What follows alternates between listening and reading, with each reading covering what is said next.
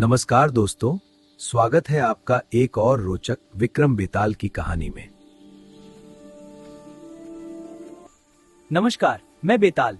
आज मैं आपको एक ऐसी कहानी सुनाऊंगा जो आपके दिमाग को सोचने पर मजबूर कर देगी। क्या आप तैयार हैं इस रोमांचक सफर के लिए?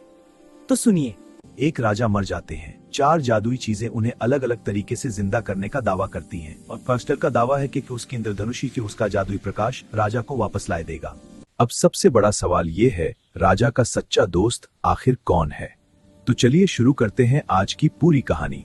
प्राचीन काल में एक न्यायप्रिय राजा थे। उनके राज्य में सुख शांति थी, लेकिन एक दिन वे अचानक भयंकर बीमार पड़ गए। सारे वैद्य हकीम हार गए। कुछ ही दिनों में राजा इस दुनिया को छोड़कर चले गए। पूरे राज्य में शोक की लहर दौड़ गई। लोग रो रहे थे।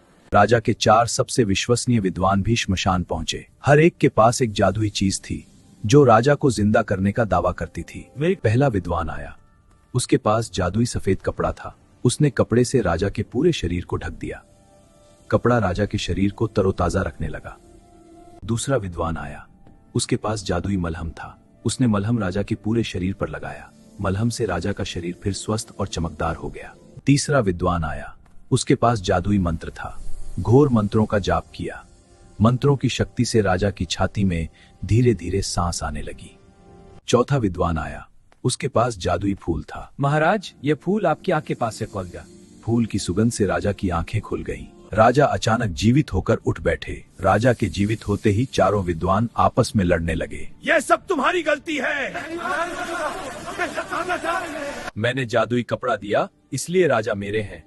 मैंने मलहम लगाया, इसलिए राजा मेरे हैं। नहीं, जादुई कपड़ा सबसे अहम था। मलहम के बिना राजा बचते ही नहीं। मैंने मंत्र पढ़ा, इसलिए राजा मेरे हैं। मैंने फूल दिया, इसलिए राजा मेरे हैं।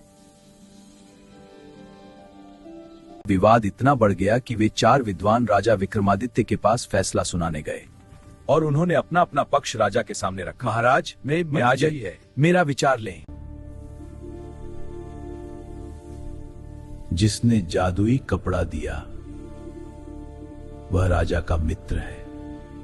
राजा ने कहा जिसने मलहम लगाया वह राजा का वैद्य है। शांति शांति शांति। जिसने मंत्र पढ़ा वह राजा का गुरु है। लेकिन जिसने जादुई फूल दिया और सबसे पहले राजा को सुगंध और प्राण की अनुभूति दी, वही राजा का सबसे सच्चा दोस्त है।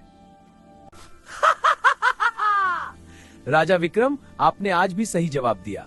धन्यवाद बेताल, अब मैं फिर से उड़ जाता हूँ। कहानी पसंद आई तो वीडियो को लाइक करें और कमेंट करें, चैनल को सब्सक्राइब करें और शेयर करें। अगली कहानी जल्दी आएगी।